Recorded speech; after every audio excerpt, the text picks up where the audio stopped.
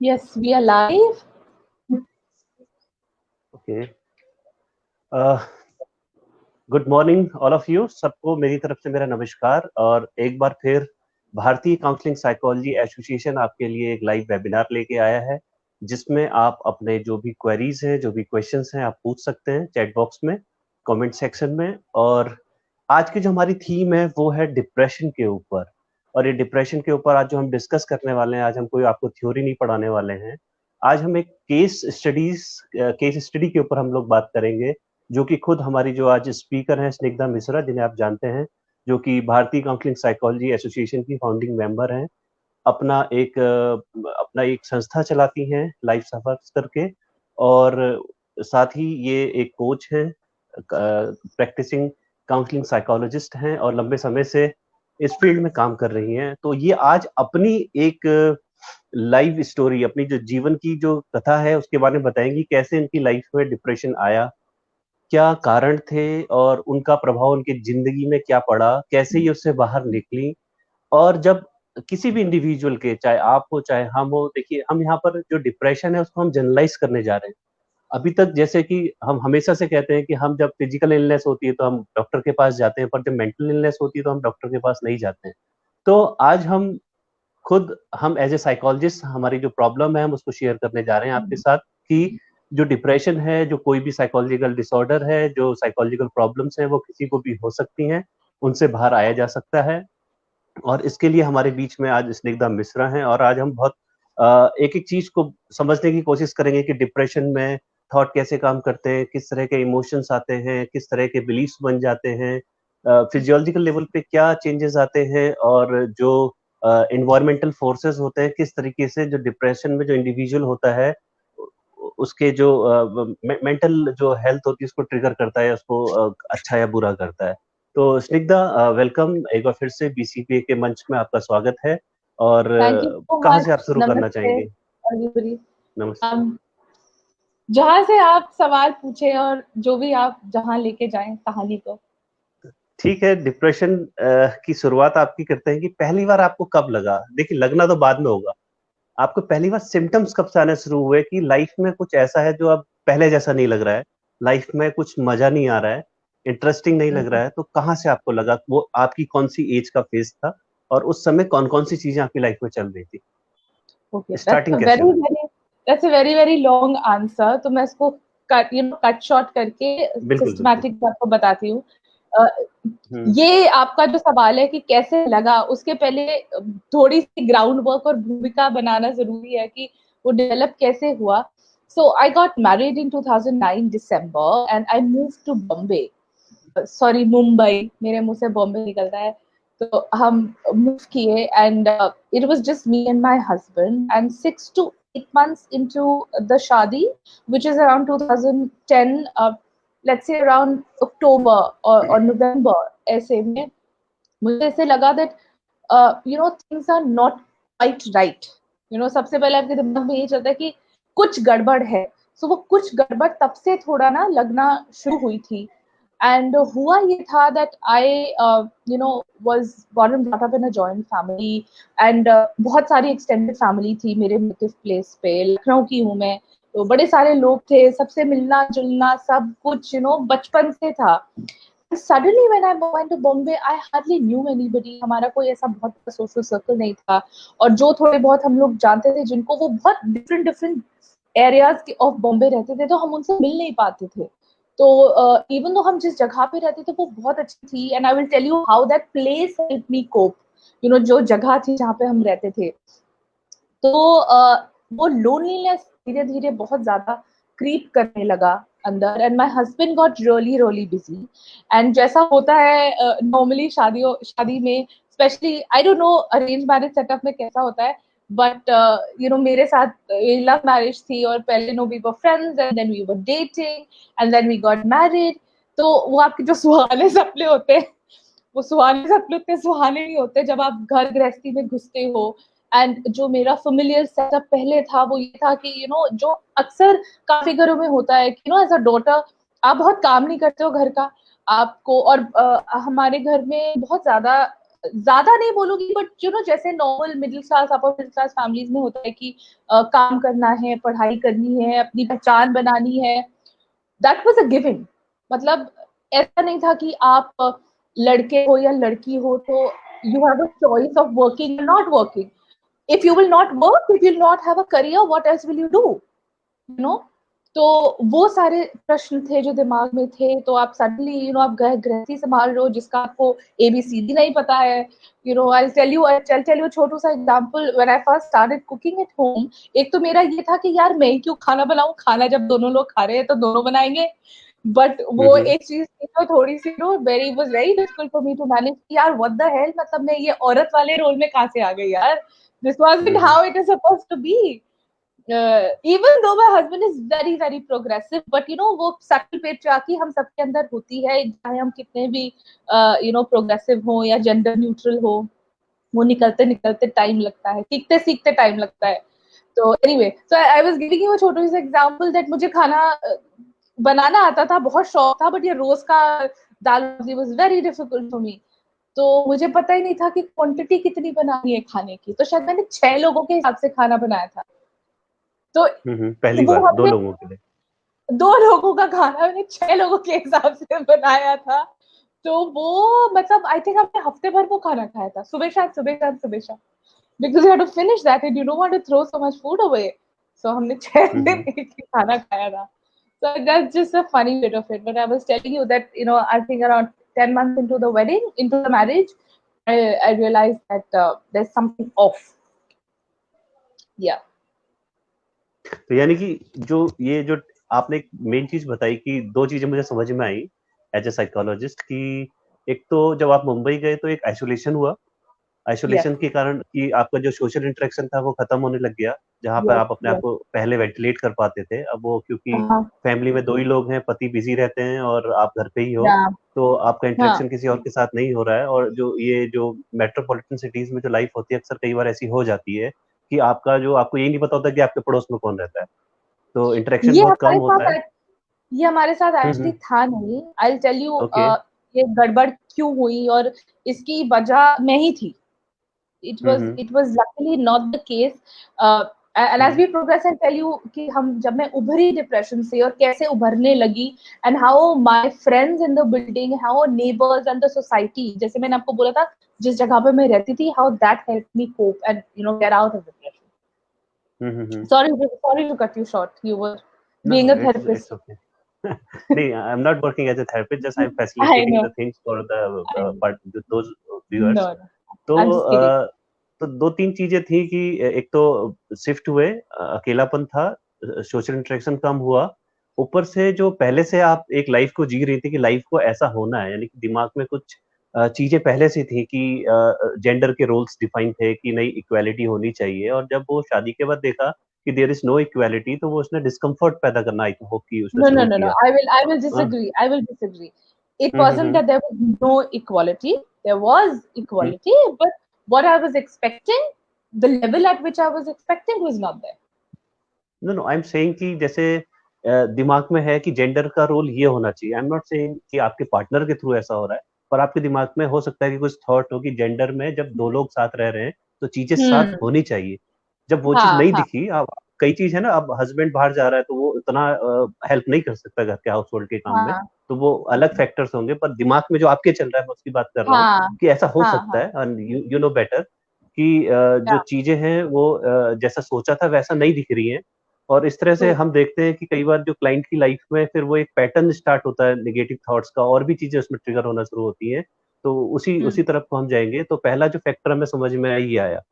उसके बाद जैसे हम कहते हैं कि जब डिप्रेशन होता है तो एक तरह से आपका जो सोशल इंटरेक्शन है वो कम हो जाता है, फिर आप या तो बहुत ज्यादा खा रहे होते हैं या बिल्कुल भी नहीं खा रहे होते हैं, बहुत ज्यादा सो रहे होते हैं बिल्कुल भी नहीं सो रहे होते। ये सिम्टम्स कैसे आने शुरू हुए, कैसे आइडेंटिफाई किया? Okay, so हुआ ये, as I was telling you कि obviously loneliness थी, और आप आपको घर का काम करने की आदत तो थी नहीं, तो आपको ये भी समझ नहीं आता कि यार आपको सफाई करनी है। Obviously you have house help at home, so they come and do that bit, and you're not being productive through the day. तो आपकी बॉडी थक नहीं रही है, आपको किसी तरह की आप एक्टिविटी नहीं कर रहे हो, तो आपको नींद कहाँ से आएगी? right? And आप purposefully engage नहीं कर रहे हो, so mentally also you're not really very tired, at least initially in depression, because then तो your mind and body is all the time lethargic. तो इनिशियली क्या हुआ कि आप खाना नहीं बना रहे हो, सो आप वड़ा पाव खा रहे हो, and I love vada pav. तो आप इमेजिन अगर आप रोज 1 या 2 वड़ा पाव खा रहे हो, या आप इतना ओवर ऑर्डर कर रहे हो बाहर से, and Bombay has a lot of UDPs, so they are like Chhotu restaurants but amazing food and very inexpensive. So आप ऑर्डर इन कर रहे हो, एंड फिर आप रात में जग रहे हो. तब टोरेंट्स हुआ करते थे, सॉरी टोरेंट्स को नहीं डाउनलोड करना चाहिए, आप मत करिए, वो गलत होता है, बट तब होता था. और हम रात भर जग के देखते थे. अभी आप रात भर जग रहे हो तो आप दिन में सो गए ना, ऐसा तो है नहीं कि आप इनिशियली चलो आप 24 घंटा जगिए, 30 आवर्स 48 आवर्स जगिए, but then your body needs rest. तो आप रात में जग रहे हो, दिन में सो रहे हो, कोई बॉडी में फिजिकल एक्टिविटी नहीं हो रही है, आप जंक फूड खा रहे हो, आप न्यूट्रिशन पे ध्यान नहीं दे रहे हो, आप कोई एक्सरसाइज नहीं कर रहे हो, तो your body starts changing. I started putting on weight. Within 3 years of being married, I put on around 10 kgs of weight. And then ये मैं आपको progressive बता रही हूँ. By the beginning of 2012, I had developed PCOS because my menstruation cycle and hormones went for toss. And obviously, there is so much of chemical imbalance in your head and in your body. It is going to take a toll. And with women, yes, with a lot of them, their hormones do play a lot of role, especially जब आप depression में आने लगते हो या आते हो, या मैसिव लाइफस्टाइल चेंज आता है. सो women hormones go for a toss, right? So that happened. In fact, मैं आपको एक इंसिडेंट बताना चाहती हूँ कि जब my menstruation started problem होने लगी, and I went to the doctor when I was already diagnosed with PCOS. This was, I think, beginning of 2012 or something. तो जो मेरी डॉक्टर है, very unfortunate that I think she understood that I have depression और mild to moderate depression. तो उन्होंने मुझे behavioural activation करने को तो बोला. उन्होंने बोला रूटीन में आओ, पौधों को पानी दो, खाना बनाओ, ये करो, वो करो. But she should have sent me to a psychiatrist. She should have sent me to a clinical psychologist or a psychologist, which she did too. She was a gynecologist. She should have, if she understood. I'm hoping that she did, because those were the questions that she did ask me, about my productivity, about purpose and meaning in life and all of that. So I'm assuming that she did. At that point, she should have sent me. This is something for medical professionals also who are not psychiatrists, that if you understand these changes, if you don't know much about them, that's fair enough, but आप अपने patients को भेजिए clinical diagnosis के लिए, ताकि देर ना हो और वो स्ट्रगल ना करें बहुत ज्यादा. बिल्कुल, बहुत अच्छा आपने यहाँ पे एक मैसेज दिया है, स्पेशली जो डॉक्टर्स हैं. कई बार हम देखते हैं कि जैसे बहुत सारी जो फिजिकल इलनेस है, उनके पीछे जो रूट कॉज होते हैं वो साइकोलॉजिकल होते हैं, और वो हमेशा इग्नोर किए जाते हैं. तो हम फिजिकल लेवल पे तो ट्रीटमेंट दे रहे होते हैं, बिहेवियर लेवल पे ट्रीटमेंट दे रहे होते हैं, पर साइकोलॉजिकल लेवल पे हम ट्रीटमेंट नहीं दे रहे होते हैं. तो जो चीज अर्ली स्टेज में मैनेज हो सकती थी, और वो जब उसको सही प्रॉपर आप सही जगह पे रेफर नहीं करते हैं, तो वो प्रॉब्लम क्या होती है, आगे जाके बढ़ जाती है. तो मैं अपने व्यूअर्स से कहना चाहूंगा कि अभी जो स्निग्धा जी ने जो बात बताई, उसमें 2-3 बातें मुझे बड़ी अच्छी लगी, जो मैं आपसे शेयर करूंगा. एक तो ये कि जब आपके लाइफस्टाइल में इनएक्टिविटी बढ़ जाती है, पहली चीज. दूसरा, आपका जो स्लीपिंग साइकिल है वो गड़बड़ाने लग जाता है. तो और तीसरा, आपका जो खान-पान है, अगर उसमें आप जंक फूड का जो अमाउंट है वो बहुत ज़्यादा बढ़ गया है, तो आपकी बॉडी में ऑब्वियसली जो न्यूट्रिएंट्स हैं वो नहीं जा रहे, जो प्रोटीन आपकी बॉडी को चाहिए बहुत सारी चीज़ें बनाने के लिए. क्योंकि हम जानते हैं हमारी बॉडी के अंदर जो न्यूरोट्रांसमीटर है, जो प्रोटीन हम खाते हैं वो उसी से बनते हैं. तो जब अच्छी डाइट बॉडी के अंदर नहीं जाती है, तो इसका मतलब है कि आप किसी साइकोलॉजिकल डिसऑर्डर के लिए, इलनेस के लिए आपके अंदर की जो वल्नरेबिलिटी है वो बढ़ रही है. तो यहाँ पर हमें अपने क्लाइंट के साथ इस चीज को देखना जरूरी है कि उसका लाइफस्टाइल क्या है, लाइफस्टाइल पर गौर करना क्या है, बहुत जरूरी है. तो आगे चलते हैं, इसी बात को हम आगे बढ़ाते हैं कि फिर जब जो आपका जो स्लीपिंग साइकिल था वो गड़बड़ा गया, उसके बाद फिर थॉट क्या चलते थे, विचार क्या आते थे दिमाग, क्या सोचते थे दिन भर? बहुत ज्यादा हेल्पलेसनेस और होपलेसनेस लगती थी. बहुत ज्यादा ऐसा लगता था कि यार this is not the life that I want, this is not who I am as a person, and my poor husband was the bhogi, because आपकी जो इंट्रोस्पेक्शन की क्षमता है वो कम हो जाती है, because in your head you're all the time complaining, ये ठीक नहीं है, ये ठीक नहीं है, ये ठीक नहीं है, ये ठीक नहीं है. और ठीक है, फेयर इनफ कि आपके एनवायरनमेंट में आपको लगता है कि ये चीजें ठीक नहीं है और ये चेंज होनी चाहिए, बट भाई अपने आप तो चेंज नहीं ना कि ऐसे ऐसे करो और चेंज हो गया. एंड कंप्लेनिंग से भी चेंज नहीं होती है. You have to make active decision making and active behavior changes, and you really have to have goals, and you need to work towards fulfilling those goals, be it short term, long term, however you want to see it. There has to be planned, focused on changing those circumstances, and circumstances that can be changed, right? Even though there might be multiple triggers, but situations are not in your hand, right? So you identify things that are changeable. So ये ज्ञान मैं अभी बांट रही हूँ, but पैसा कुछ भी नहीं था. उस समय ऐसा नहीं था. उस समय बिल्कुल ऐसा नहीं था. नेगेटिव थिंकिंग बहुत हाई थी, हेल्पलेसनेस, होपलेसनेस बहुत हाई थी,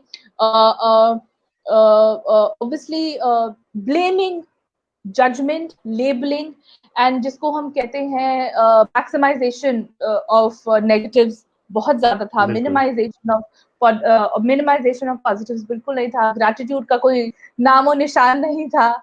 तो ये सारी चीजें बहुत ज्यादा थी. And yes, I had suicidal thoughts. I did not have ideation. I did not have, but yes, I did have suicidal thoughts, because hopelessness बहुत ज़्यादा थी. And one thing that I would like to pinpoint here is that a lot of the times we even as clinicians fail to understand that helplessness, hopelessness, worthlessness, इनकी हम बात करते हैं, but ये combine जब होते हैं in a greater degree, एक चीज निकल के आती है, which is lack of purpose and lack of meaning in life. तो जिनको suicidal thoughts आते हैं, या suicidal ideation होता है, या failed attempted suicide होता है, this is a very very strong pattern. In some people ये बहुत उभर के आता है, but in most cases ये एक subtle रहता है, जो आपको as a clinician भापना पड़ेगा कि ये एक common theme होती है of lack of purpose and lack of meaning in life. Sometimes हम भूल जाते हैं इसको आइडेंटिफाई करना, but this is a very very common thing कि लाइफ का कोई मायने नहीं है, लाइफ का कोई पर्पस नहीं है, तो जिंदा रहने का क्या मतलब है. एंड ये थॉट मेरे दिमाग में आते थे. बहुत बढ़िया, बहुत बढ़िया. यहाँ पर मैं व्यूअर्स को बताना चाहूंगा कि यहाँ पर स्निग्धा जी ने 2-3 पॉइंट बहुत अच्छे बताए हैं जिसमें हमें ध्यान देना जरूरी है. पहला तो ये कि जब हम बहुत ज्यादा नेगेटिव थिंकिंग में चले जाते हैं, डिप्रेसिव एक स्टेज में होते हैं, तो हमारी जो लॉजिकल थिंकिंग है वो क्या हो जाती है, काम नहीं कर रही होती है. उसके पीछे कुछ बायोलॉजिकल रीजन है.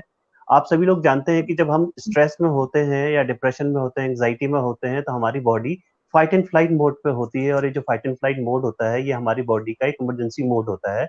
और इस जैसे हमारी body fight and flight mode पे जाती है, तो हमारी बॉडी के अंदर कुछ फिजियोलॉजिकल और साइकोलॉजिकल चेंजेस होते हैं.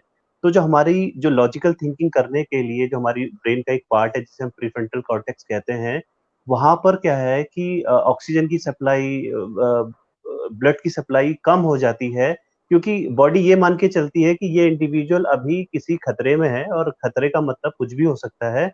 और खतरे से निपटने के लिए बॉडी क्या करती है, बॉडी को प्रिपेयर करती है, शरीर को प्रिपेयर करती है. तो उस समय जो हमारी लॉजिकल थिंकिंग होती है वो थोड़ी सी सप्रेस हो जाती है, हम लॉजिकल नहीं होते हैं. इसीलिए जब भी हम तनाव में हो, स्ट्रेस में हो, डिप्रेशन में हो, हमें मदद मांगनी चाहिए. तो बहुत अच्छी चीज यहाँ पे बताई. दूसरी चीज स्निग्धा जी ने यहाँ पर ये बताया कि जब हम डिप्रेसिव मूड में होते हैं, तो उस समय सुसाइडल थॉट्स का आना बहुत ही नॉर्मल है. नॉर्मल का मतलब नॉर्मल. उसको ऐसा ना सोचे कि अरे मेरे दिमाग में सुसाइडल थॉट्स आ रहे हैं और मैं कैसे ऐसे सोच सकता हूँ. नहीं, उस समय आते हैं क्योंकि हमारी बॉडी की जो फिजियोलॉजी होती है वो चेंज होती है. और उसके पीछे जो रीजन है वो ये है कि हमारी बॉडी के अंदर कुछ हार्मोन्स होते हैं, उनमें इम्बैलेंस हो जाता है. और जो अच्छे हार्मोन होते हैं उनका अमाउंट बॉडी के अंदर कम हो जाता है, ब्रेन के अंदर कम हो जाता है. नेगेटिव हार्मोन इसलिए कह रहे हैं, वैसे तो इमरजेंसी हार्मोन से बॉडी को प्रिपेयर कर रहे होते हैं वो, क्योंकि हम कह रहे होते हैं खतरा है. तो अभी नेगेटिव मैं टर्म इसलिए यूज कर रहा हूँ कि हम बोलचाल की भाषा में नेगेटिव बोल देते हैं उन्हें. पर वो भी अच्छे ही हार्मोन है, वो हमें तैयार करते हैं खतरे से निपटने के लिए. पर एक बोलचाल की साधारण भाषा में कह रहा हूँ. तो जो नेगेटिव हार्मोन होते हैं वो बढ़ जाते हैं, तो हमारी जो उस समय जो हाँ वॉरियर्स, तो उस समय जो नेगेटिव थॉट्स है वो आना नॉर्मल है, क्योंकि अच्छे हार्मोन कम है. तो क्योंकि हमारे अंदर के जो केमिकल हैं, जब वो इम्बैलेंस होते हैं तो इस तरह के थॉट आते ही आते हैं। तो जब भी आप अपने क्लाइंट से बात करें तो ये पूछने में बिल्कुल ना हिचकें कि क्या आपके अंदर सुसाइडल थॉट्स आते हैं? कई बार लोग ये पूछने लग जाते हैं कि ऐसा पूछने से उसके अंदर एक आइडिया तो नहीं आ जाएगा सुसाइड करने का? नहीं, ऐसे आइडिया नहीं आता है, जबकि वो उसके अंदर थॉट्स आ रहे होंगे तो वो आपको बताएगा। और कई बार हाँ, वो ये भी पूछ लेना बताएंगे चाहिए। बिल्कुल। और बातों में निकल के भी आता है अगर आप आप हाँ, डायरेक्ट हाँ। क्वेश्चन ना भी पूछें, because yes for hmm, some it can be very uncomfortable और आपका खुद का एज अ थेरेपिस्ट वो बैरियर हो सकता है कि हम ऐसे सवाल ना पूछें, वो ट्रिगर हो जाएंगे, तो आप हुँ, मत पूछे डायरेक्ट सवाल। आप उस भूमिका में भी लेके जा सकते हैं, आप ओपन एंडेड क्वेश्चन पूछ सकते हैं ताकि हुँ। उन सवालों का जवाब दे। ये बहुत नॉर्मल है ऐसा सोचना और ऐसे थॉट्स आना, लाइक हाउ यू बिल्कुल। Said it. जब मैं अपने क्लाइंट से बात करता हूँ, कई बार मैं इस तरह से कहता हूँ कि जिस सिचुएशन से आप गुज़र रहे हैं बहुत मुश्किल है आपके लिए और इस समय कई बार इस तरह के सुसाइडल थॉट्स आते हैं जो कि बहुत नॉर्मल है। क्या कभी आपके हाँ, दिमाग में आए? तो मैक्सिमम क्लाइंट बता देते हैं कि हाँ, मेरे दिमाग में भी ऐसे थॉट आते हैं। तो ट्रू ट्रू। बिल्कुल। तो स्निग्धा जैसे इस तरह के जो थॉट्स आते थे, तो क्या आता था कि कैसे कर लूँ, क्या कर लूँ? एक दिमाग एक प्लान बनाता है, तो क्या आता था दिमाग में? नहीं, प्लान कभी भी नहीं आया। That's why I am saying there was no ideation and there was no hmm, hmm. Attempt hmm, और हुँ। थिंग। बट हुँ, जब it used to be like a loop of thought कि आप जब जीवन के बारे में सोचते हो, आप अपने हुँ, एम्बिशंस के बारे में सोचते हो, आगे के बारे में सोचते हो, आप अभी क्या हुँ, कर रहे हुँ। हो उस बारे में सोचते हो, तो एज़ आई सेड कि कोई मतलब अनमीनिंग नहीं लगता है लाइफ में ना, कोई पर्पस नहीं लगता है। तो आपको लगता है बिल्कुल। यार ऐसी जिंदगी से क्या फायदा, it's better that I die. Hmm, hmm. That's about it. That was the loop of thought that used to come in my head a lot of the time. So ये था. Okay. What saved me was the fact कि it's very funny, but partly it's funny, partly it's not, because the reason that I used to give was my mother. I was like, dude, if I die, it will be very difficult for my mother to cope. And hmm, me hmm. and my brother, we are twins, and हम बहुत close हैं और हम बहुत झगड़ा करते हैं, बहुत ज्यादा झगड़ा करते हैं, बट हुँ। हम एक दूसरे का बहुत बड़ा सपोर्ट सिस्टम है। And my father died when we were young, like we just turned 22 2006 की ये बात है। And when I think of my mother, I'll tell you a little background that uh, बिल्कुल, you बिल्कुल, know डेफ़िनिटली। या वो भी लखनऊ की है, from a very named and effluent family and this that. तो उनके फादर की डेथ हुई 99 अक्टूबर में, फिर उनकी मदर की डेथ हुई 2001 जनवरी में, फिर उनके ब्रदर की डेथ हुई 2002 फरवरी में, and then my father passed away in 2006 जनवरी। So four of the closest people in her life died, and I thought that, look, if I die, I don't know if my mother will be able to cope, and if my mother will not be able to cope, how will my brother handle it? It's going to ruin them. तो ये सारी चीजें थी which actually saved me. And जब मैं ये सारी चीजें सोचती थी, तो very funnily, and this is funny because it had nothing to do with me stopping from attempting suicide or anything, but ये रीजन भी मेरे दिमाग में चलते थे कि शिट, मेरे पास इतनी सारी साड़ियां हैं, उनका क्या होगा, वो किसको मिल जाएंगी, मेरी इतनी सारी ज्वेलरी का क्या होगा, मेरे नाम की प्रॉपर्टी का क्या होगा। I used to think those things, and they're so funny. It's so funny because आप अभी मैं उस चीज के बारे में हंस रही हूँ, and तभी मैं उसको सीरियस नहीं ले रही थी। I'm just laughing because look at your head, look at आपकी सोच कहाँ तक जाती है कि at one point you're बिल्कुल। thinking about purposelessness and ending your life. You are helping, you get saved because you're thinking about your family and how much they love you. And ऊपर से आप सोच रहे हो, अरे मेरे हस्बैंड की दूसरी शादी हो जाएगी तो क्या मेरी साड़ी उसको मिल जाएगी, मेरी ज्वेलरी उसको मिल जाएगी, what the hell, how is that a possibility? And then of course you are thinking that my husband loves me so much, and we love each other so much that it will be so difficult for him to cope. And the funny thing is that over a period of time, my husband also realized, and I, of course, pushed him to realize that. And when I got off my depression, I realized that he also has had mild depression for a very long time. He had dysthymia, जिसको अब हम persistent mood disorder बोलते हैं। हुँ, हुँ। तो तो उन्होंने भी ये उसी समय आपने डायग्नोज़ किया कि उनको भी ये है या बाद नहीं, में? नहीं, नहीं, बाद में, उस समय तो मैं अपने हाँ, ही अपनी उसमें दुनिया में। अपनी दुनिया में थी, तो बाकी किसी चीज की होशो हुँ, खबर हुँ। नहीं थी। But this was later.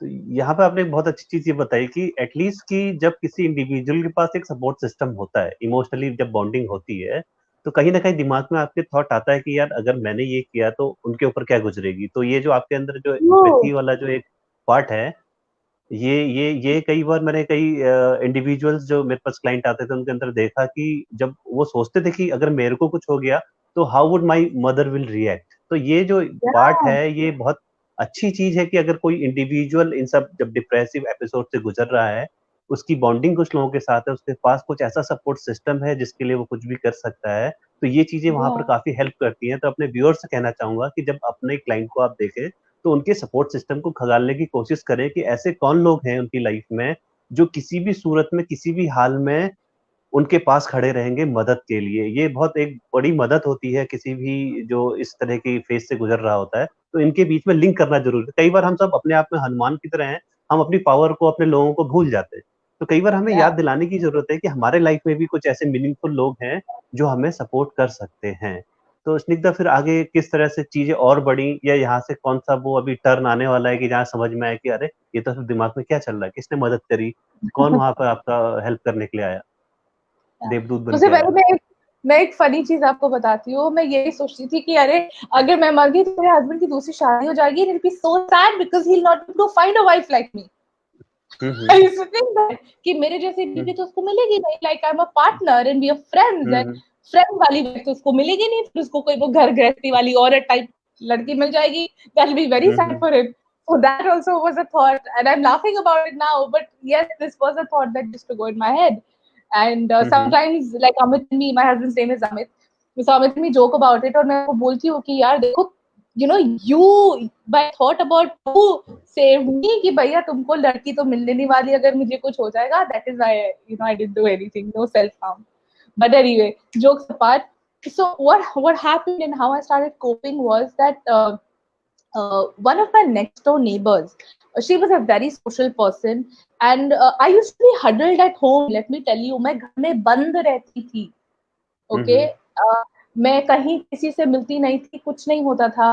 The only place that I would probably go was Crosswords. I used to stay in Powai. So Hirana Nani had this amazing, you know, it has a very nice road, and हम बस घर से नीचे उतरते थे. We wouldn't be in that nice road. आपने बड़ी shooting वूटिंग वहां पे देखी हो, जब फॉरेन लोकेशन दिखानी होती है तो हीरा हुँ, हुँ, नंदानी हुँ, पवई की शूटिंग दिखाते हैं, राइट? ओके। तो या तो वहां पे क्रॉसवर्ड्स था, वो मेरा अड्डा हुआ करता था, मैं वहीं पे जाती थी. और एक दो और कॉफी शॉप्स थी, सीसीडी था, ये था. किताबें पढ़ने का मुझे बहुत ज्यादा शौक था. वो एक शौक हुँ, था हुँ, जो तब वहां उस समय कंटिन्यू था. तो ये आप जो ये मेरे पीछे आप बुक शेल्फ देख रहे हैं, ये पूरा बिल्कुल। किताबों से भरा हुआ है. और भी किताबें हैं, कुछ किताबें मैंने डोनेट कर दी बिकॉज और जगह नहीं थी रखने की.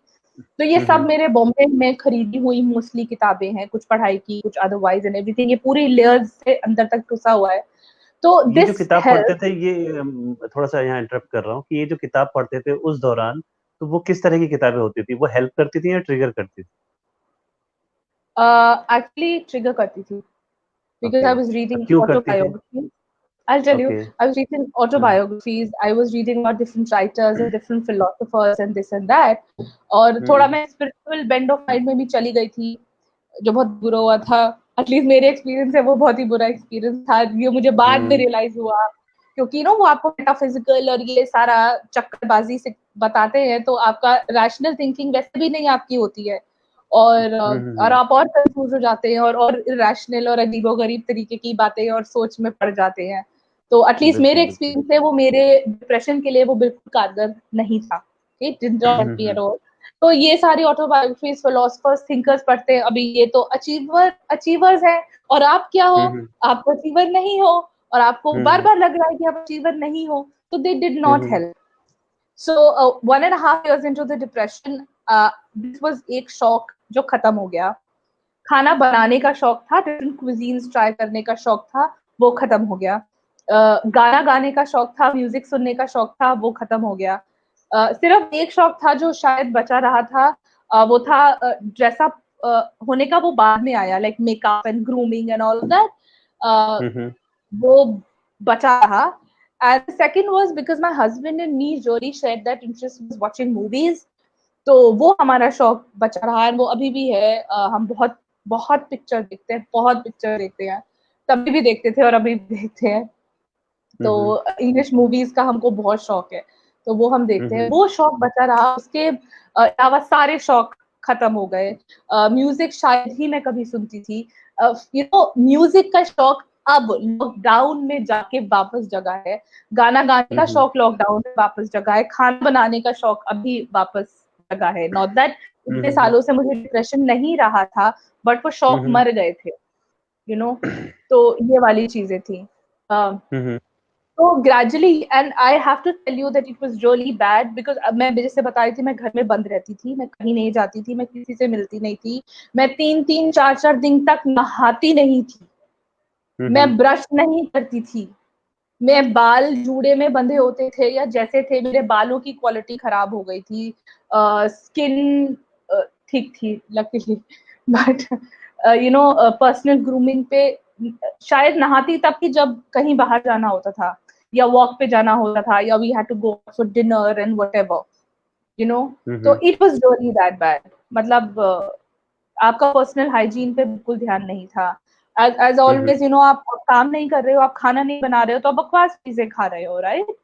तो वो भी नहीं था कि आपका स्ट्रक्चर्ड मील प्लान हो कि आप ब्रेकफास्ट लंच डिनर कर रहे हो, तो all of that. Food intake बढ़ गया आपका मतलब इस बीच?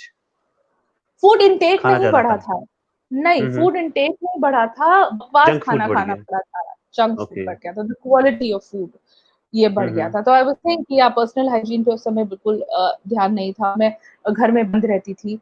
Gradually जो change आया was trigger was, as I was saying, that my next door neighbor was very social, and she said that you've been putting on weight and I see that you don't go out anywhere, you're not meeting people. और एक और मेरे घर सामने रहती थी, उनका छोटा बच्चा था, एंड आई लव चिल्ड्रन। तो जब हम घर, एंड बॉम्बे में क्या होता है, चीजें बहुत होम डिलीवर होती हैं, so bread and eggs and all of that वो शाम को डिलीवर करने आता था, तो उनका बच्चा आता था हमारे घर कुंडी बजाने एंड चॉकलेट लेने and all of that. He used to call me toffee aunty because I used to give him toffees every time he would come. सो उसकी मदर से मेरी पहले दोस्ती हुई, सबसे पहले वो मेरे घर के बिल्कुल सामने रहती थी, वेरी नाइस पीपल। उसके through I met other people. तो मैं शाम को फिर नहा धो के तैयार होके अच्छे कपड़े पहन के नीचे उतरने लगी सोसाइटी में। We had a huge park and everything, and I started meeting those people. Then we started them for dinner, we started meeting all of them. हम उनके घर जाने लगे, मिलने लगे, हम 6-7 फैमिलीज का पूरा एक झुंड बन गया, and that helped me get out of my depression. The first thing that happened was socialization, making new friends, meeting people, उनको चाय पे बुलाना, कॉफी पे जाना। एंड फिर तो हमारा घर जो था वो खुला था, हमारा घर सुबह से लेकर 2 बजे रात तक, सुबह 5 बजे तक खुला रहता था फॉर ऑल दोज 7 फैमिलीज। वो हमारे घर किसी भी टाइम आ सकते थे। दे न्यू कि स्निग्धा और अमित के घर में हम 12 बजे फोन करेंगे कि यार चाय पिला दो, तो हम they are more than welcome. हम खाना बनाना, I started cooking for them. मुझे तभी भी बिल्कुल ऐसा नहीं था कि मुझे बहुत शौक आ रहा था या कुछ, but I enjoyed cooking for them. तो मैं क्विजीन्स ट्राई करती थी, खाने पे बुलाती थी, सारी चीजें करती थी, and it was fun. What also happened was I started training in psychotherapies in 2012. इस समय मेरा डिप्रेशन चल रहा था। 2010 में थोड़ा थोड़ा शुरू हुआ, 11 में भी था, 12 में भी था, बट 12 में मैंने सीबीटी की पढ़ाई करी और बार बार करी। दो बार फुल फ्लेजेड कोर्स लिए। उसके बाद मैंने असिस्ट किया ट्रेनिंग में, मैंने बेक में ट्रेनिंग ली, फिर मैंने आरईबीटी की ट्रेनिंग ली। जब मैंने ये किया तब मेरे थोड़े ज्ञान चक्षु खुले, और वो मैं जो मेटाफिजिकल के दुनिया में घूम रही थी, started focusing on rational thinking, started applying therapy on myself. It did take time, and multiple training, जैसे मोने बोला, मैंने मतलब जान लगा दी अपने आप को ट्रेन करने में, because I was realizing that I have to now work. It's getting too much. I have to get into the groove, जिसको कहते हैं। तो मैंने जी जान लगाया अपने आप को ट्रेन करने में। मैंने ट्रेनर के साथ बहुत ट्रेनिंग्स दी, उनको असिस्ट किया ट्रेनिंग में। तो वो बार बार रिफ्रेश होते रहे कॉन्सेप्ट्स। स्किल ट्रेनिंग बहुत ज्यादा हुई। तो जब इतनी स्किल ट्रेनिंग हुई सीबीटी में, तो I started thinking in terms of CBT, started applying that on my self. So obviously उससे मेरी साइकोथेरेप्यूटिक स्किल्स तो अच्छी हुई इन terms of seeing my clients and my patients, but obviously वो जब मैंने अपने ऊपर लागू किया तो मैंने देखा कि आप किस दुनिया में घूम रही थी मैडम, आप what were you thinking, and ये सारी चीजें हुई। एंड ऑब्वियसली लकीली आप एक तरफ कदम बढ़ाते हो तो आपके बाकी दरवाजे भी खुलने लगते हैं, तो ऑब्वियसली क्लाइंट्स आने शुरू हुए। I started consulting with corporates, then corporate clients मिलने लगे, वर्कशॉप्स मिलने लगी, ट्रेनिंग्स मिलने लगी, तो काम भी थोड़ा चलने लगा। और पढ़ाई मैं साथ साथ बहुत कर रही थी उस वक्त, बहुत ज्यादा। मैंने अपनी साइकोलॉजी की किताबों में बहुत पैसा खर्च किया, ट्रेनिंग में बहुत पैसा खर्च किया, ये सारी चीजें करी, and I think I am happy that I did that. तो उससे कोपिंग में बहुत मदद मिली, सोशलाइजिंग में कोपिंग मिली। और ऑब्वियसली जब आप बाहर निकल रहे हो, लोगों से मिल रहे हो, तो you feel good about yourself when you getting ready, you taking a bath, you cooking, आप नाच रहे हो, लोगों के साथ बातें कर रहे हो, गॉसिप कर रहे हो। और एज आई सेड मुझे बच्चे बहुत पसंद है, तो we didn't have kids at that time, but उनके बच्चे थे, उनके साथ मुझे बहुत मजा आता था, बहुत मजा आता था। So all that was fun. So धीरे धीरे धीरे things started improving. So बिल्कुल, यहाँ पर 2014, मुझे हाँ बोलिए बोलिए। यहाँ पे मुझे 2-3 चीज़ें समझ में आई कि जिससे आपको डिप्रेशन में निकलने में मदद मिली। मैं व्यूअर्स को बताना चाहूँगा कि एक तो जैसा इन्होंने कहा कि जो डिप्रेशन होने के 2-3 रीज़न यहाँ समझ में आए कि एक तो जो डिप्रेशन के दौरान ये किताबें पढ़ती थीं और वो जो ऑटोबायोग्राफी ज़्यादा होती थी, आत्मकथाएँ जिसमें सक्सेस दिखाई जा रही है, उसमें दिखाया जा रहा है कि कैसे मेहनत की जाती है, कैसे प्लान बनाए जाते हैं, उनको एग्ज़ीक्यूट किया जाता है और फिर कैसे सक्सेस मिल जाती है। तो जब कोई आदमी डिप्रेशन से गुजर रहा होता है, ऑब्वियसली उसके अंदर जो उस समय की फीलिंग होती है, वो होती है लर्न्ड हेल्पलेसनेस की, जिसको हम हिंदी में बोलते हैं अर्जित निस्सहायता, कि आपको ये बिलीफ हो जाता है कि आप कितना भी एफर्ट डालें, आपका एफर्ट आपके आउटकम को चेंज नहीं करने वाला है। और उस दौरान जब आप दूसरों की सक्सेस स्टोरीज को देख रहे होते हैं, पढ़ रहे होते हैं, सुन रहे होते हैं, तो वो आपके अंदर क्वेश्चन मार्क, आपकी पर्सनैलिटी में क्वेश्चन मार्क लगा रहा होता है। तो उसके नाते से क्या होता है कि डिप्रेशन और ज़्यादा ट्रिगर होने लग जाता है। आपको लगता है कि आप तो कुछ है ही नहीं, आप तो कुछ कर ही नहीं रहे। दुनिया देखो, सुबह उठ रहे हैं, 8-8 घंटा, 10-10 घंटा पढ़ रहे हैं और वो अपने टारगेट को अचीव कर रहे हैं, तो वो ट्रिगर करता है। और इस दौरान उन्होंने कहा कि स्निग्धा जी ने बताया कि इनका जो वेट है वो बढ़ गया था। तो स्ट्रेस के दौरान, डिप्रेशन के दौरान वेट बढ़ना एक नॉर्मल सा प्रोसेस है, क्योंकि उसके पीछे एक बायोलॉजिकल रीज़न है कि बॉडी अपने अंदर फैट डिपॉज़िट करती है ताकि इमरजेंसी में कभी ज़रूरत पड़े एनर्जी की, ग्लूकोज़ की, तो वो फैट से क्या करे, ग्लूकोज़ को बनाना शुरू कर दे।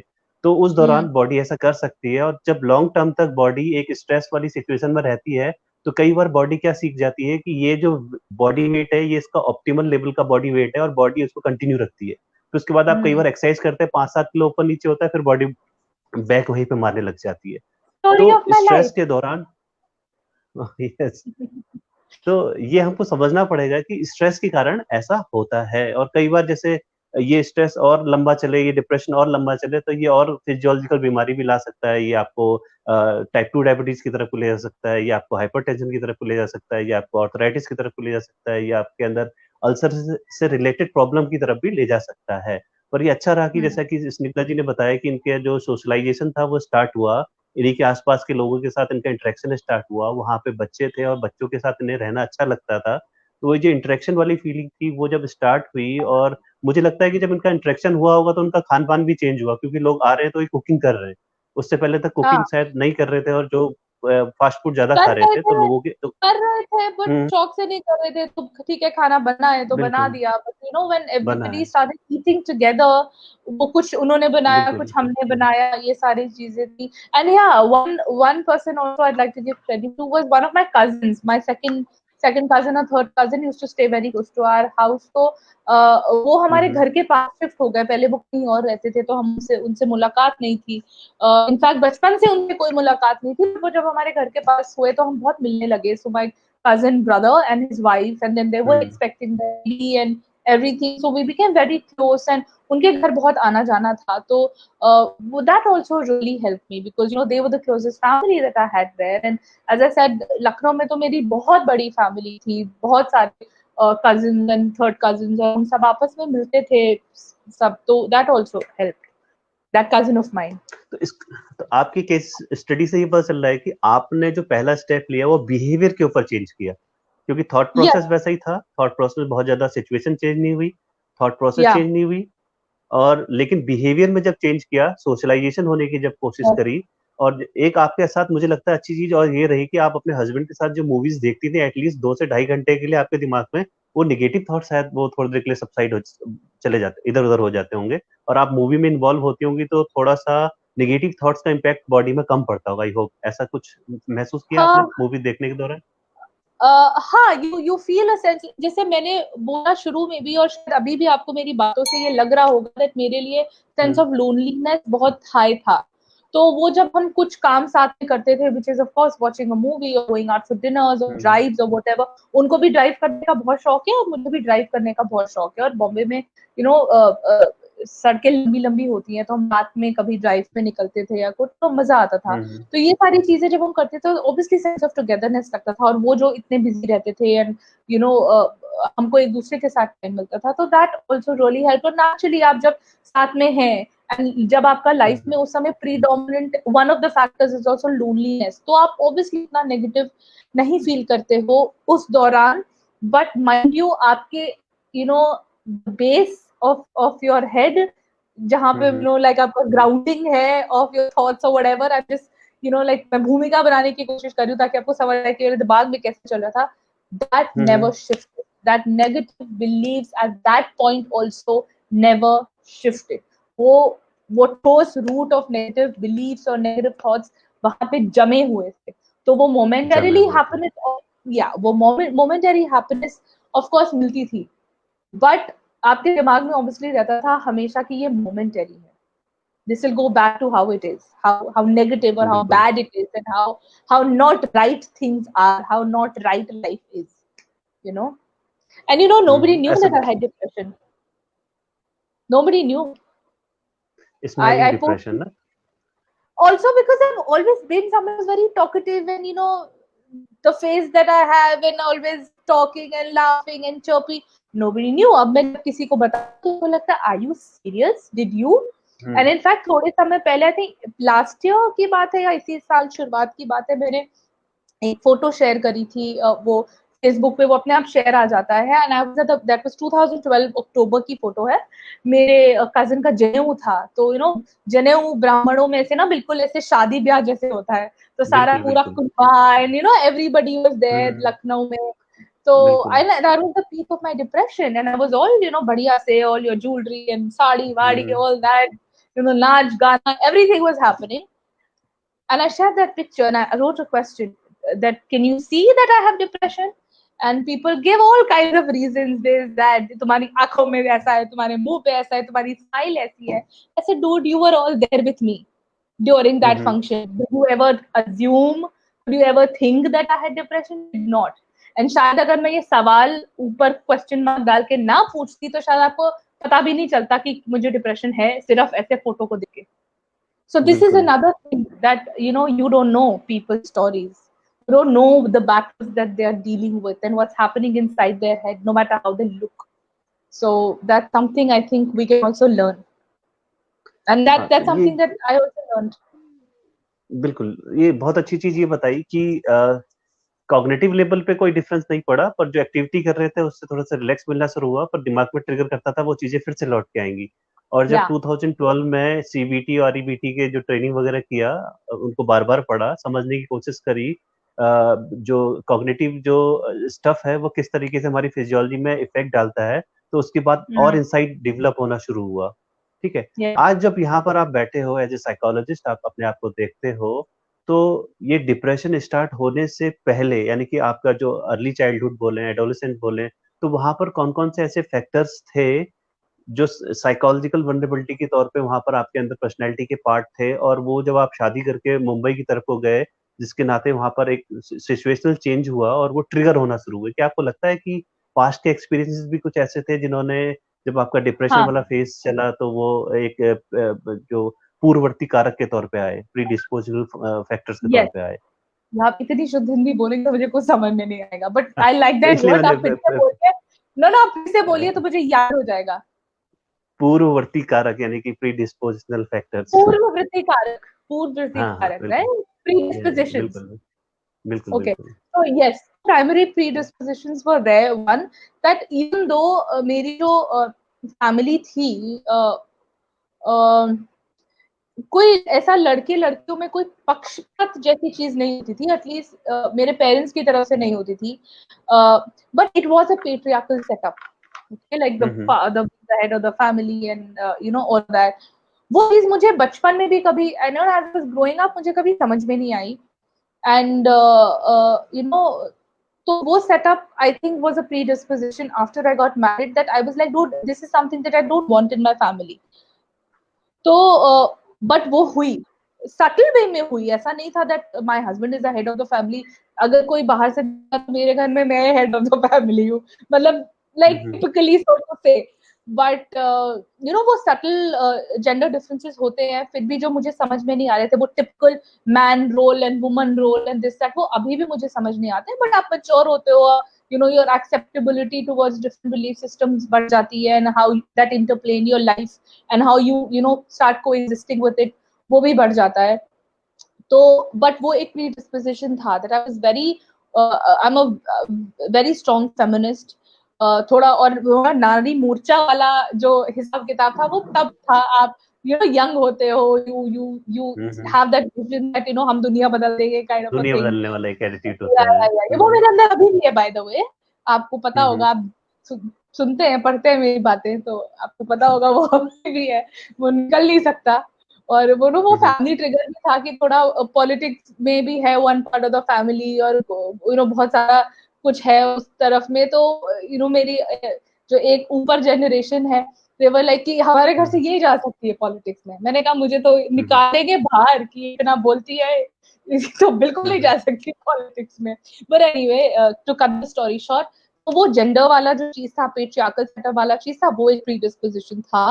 दूसरा था कि एज आई सेड कि पढ़ना, करियर होना, अकम्प्लिश्ड होना, इन सब चीजों में yes, the family was very very strong.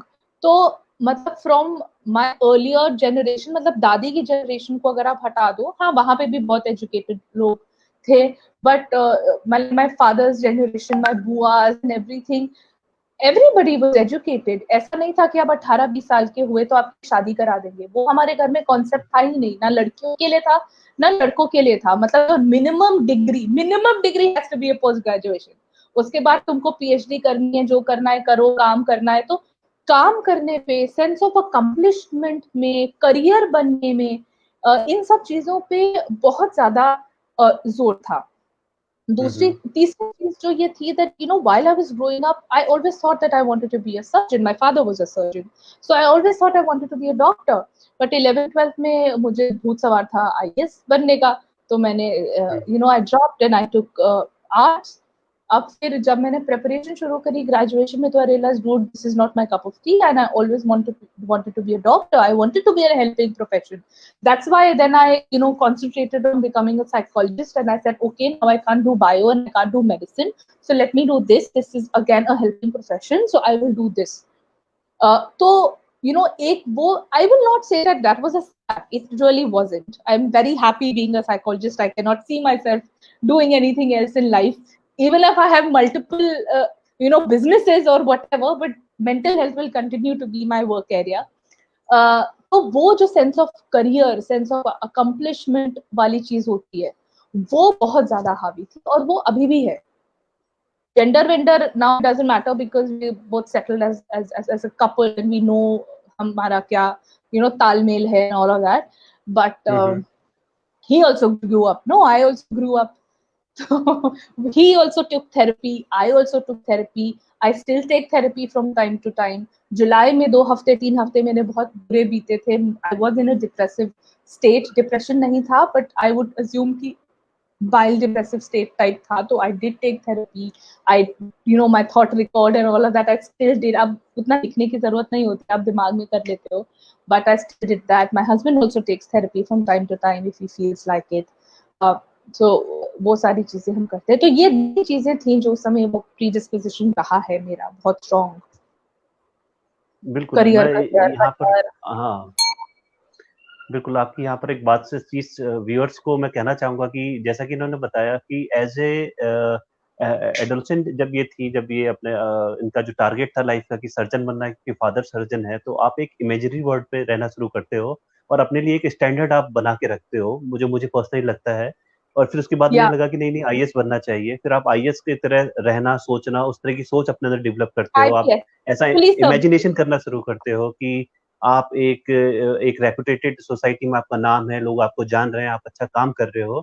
और जब रियलिटी में वो चीज़ें नहीं मिलती हैं, सडनली जब जैसे शिफ्ट हुआ मैरिज की तरफ को और वो घर पे चारदीवारी के अंदर अपने आप को पा रहे हैं और जो आपने ड्रीम किया था वो उसके बीच में एक बहुत बड़ा गैप है। अगर इसको हम रोजेरियन थेरेपी से देखें, जो आइडियल सेल्फ और जो रियल सेल्फ है, उसके या बीच में जब इतना बड़ा गैप आ जाता है, तो वो साइकोपैथोलॉजी की तरफ को जाना शुरू हो जाता है। तो ट्रू। अ, तो ये जो गैप है, आप इस मैं अपने व्यूअर से कहना चाहूँगा, जब आप इस गैप को भरना शुरू करते हो, आप ये देखना शुरू करते हो कि जो आपकी रियलिटी क्या है और आपको जो इमेजिनेशन क्या है, इसके बीच में जब आप उस गैप को आइडेंटिफ़ाई करते हो, तो आप डिप्रेशन से बाहर आना शुरू करते हो। जैसा कि स्निग्धा जी ने बताया कि जब ये अपनी ट्रेनिंग के फेज़ में थे, जब ये ट्रेनिंग ले रहे थे सीबीटी की, आरईबीटी की, तो डेफ़िनेटली इन्होंने वहाँ पर उस चीज़ को समझने की कोशिश की थी कि इनके जो रियलिटी क्या है और जो इनके जो बिलीफ्स हैं, क्या ये सोचती थी कि कैसे होना चाहिए और जो है, उसके बीच में डेफ़िनेटली इन्होंने डिफरेंसेस को देखा होगा, जिससे इनको मदद मिली होगी अपने इस डिप्रेशन से कोप अप करने की। तो बैरियर क्या थे? जब आप चलो अभी तो आपने कहा कि मैं कुछ होता है तो मैं थेरेपी की तरफ को जाती हूँ, पर जब आप ये जब आपका जो फेज़ था 2008, 9, 10, 12, साइकोलॉजिस्ट के पास जाने में एज़ ए इंडिविजुअल क्या बैरियर्स थे? क्यों नहीं जाते हैं लोग? आप क्यों नहीं गईं वहाँ पे? क्योंकि उस कि समय तो लग रहा मुझे है समझ नहीं आ रहा था क्या ना कि मुझे डिप्रेशन है। अगर बिल्कुल। आपका, जैसे मैंने बोला कि मैं डॉक्टर के पास गई और उनको दिख रहा था कि इसको ये प्रॉब्लम है। You know hmm, sometimes labelling helps, hmm, because जब आप लॉस्ट होते हो, आपको समझ नहीं आ रहा कि आपको क्लिनिकल डिप्रेशन है, आप 3-3 4-4 दिन नहा नहीं रहे हो यार, आप घर में हुँ, बंद हो, हुँ, आप कुछ कर नहीं रहे हो। हुँ, आपको हुँ, हुँ, ऐसे आ रहे कि मर जाऊँ, है ना? तो obviously there is a problem and you need professional help. But आप अपनी प्रॉब्लम में इतने जूझे हो, आपको रियलिटी की समझ नहीं आ रही है, तो आप ये देखोगे ही नहीं दैट आई नीड हेल्प। आपको ऐसे लगता है कि ये जिस बबल में मैं जी हूँ, ये बबल ही रियलिटी है। तो वो बिल्कुल। बबल तोड़ना, उस बबल को पहचानना बहुत मुश्किल हो जाता है जब आप खुद उस बबल में हो। इसीलिए जब मैं लाइफ डेफ़िनिटली। सर्कल के थ्रू या एज़ अ थेरेपिस्ट बात करती हूँ या प्रोग्राम्स में बात करती हूँ या जैसे मैंने माइंड लाइफ प्रोजेक्ट शुरू किया है, please follow mind life project on Instagram everybody. We just started it in June. It's for promotion of mental health, and we're going to be looking at campus mental health and young adult mental health as our focus. तो जब हम बात करते हैं mental health की, या जैसे हम डिप्रेशन की बात कर रहे हैं, तो मैं हमेशा कहती हूँ कि please understand that it is loss of human potential. Look, yes it's an illness, but look beyond the illness. आपकी रिलेशनशिप पे असर आता है, आपका खुद आप अपने आप को किस तरह से देखते हैं, आपका जो पोटेंशियल हो सकता है बीमारी को अगर आप हटा दो, या उस नेगेटिव थिंकिंग को हटा दो, या रिजिड बिलीफ सिस्टम को हटा दो, आप क्या कर सकते हो और आप क्या नहीं कर रहे हो, राइट? एज अ पर्सन, जब आप बीमार होते हो, जब आपको डिप्रेशन होता है, आप ये बात नहीं समझते हो। तो मैं ये बात इसलिए बता रही हूँ, ह्यूमन पोटेंशियल की बात इसलिए बता रही हूँ कि अगर आप अपने आस-पास किसी को देख रहे हो या खुद इस चीज़ों से गुज़र रहे हो, तो आप इन चीज़ों पे ध्यान दो, इस चेंज पे ध्यान दो। तो अगर आप इस चेंज पे ध्यान देंगे, तो आप देख पाएँगे कि वो इंसान कैसे चेंज हो रहा है, उसके बिहेवियर में, उसके थॉट्स में, उसके व्यवहार में, उसके रिएक्शंस में कैसे चेंज आ रहा है, तो आपको मदद के लिए ले जा सकते हैं। अगर आपको खुद नहीं पता है कि इस इंसान को मदद चाहिए, तो आप उसको कैसे मदद के लिए ले जा पाओगे? मैंने परसों अपने फेसबुक पे ही डाला था कि इंडिया में सुसाइड रेट बहुत ज़्यादा बढ़ गया है, बहुत बढ़ रहा है। हमारे पास हर दिन खबरें आती हैं।